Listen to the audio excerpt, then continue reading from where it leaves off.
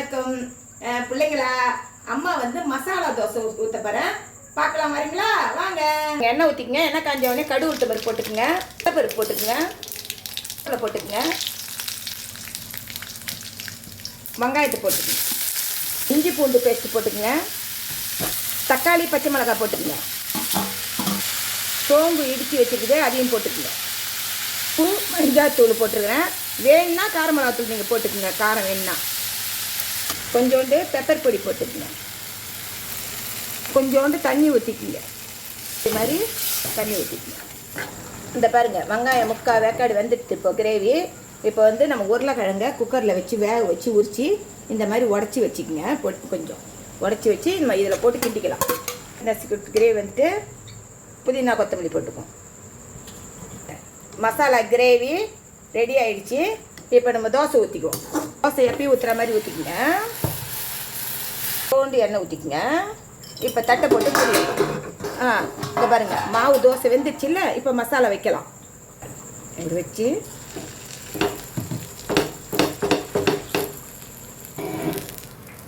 மசாலா வச்சு அப்படி நிற்குங்க. உங்கள் வாட்டத்துக்கு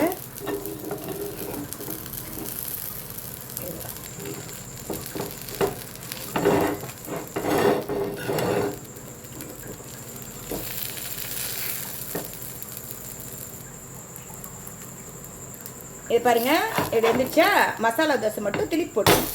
இதை பாருங்கள், தட்டை வச்சு பாருங்கள், சூப்பரான மசாலா தோசை ரெடி ஆகிடுச்சு. பாருங்கள், இது இப்படி இந்த மாதிரி ஷேப்பில் மடித்தோம்னா இப்போ நம்ம எந்த பக்கம் தொட்டாலும் அந்த மசாலா இருக்கும்.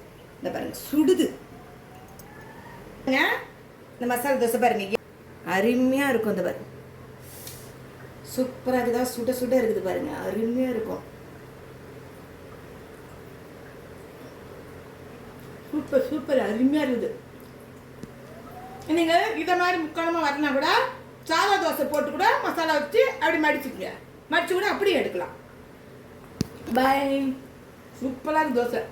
பாய்.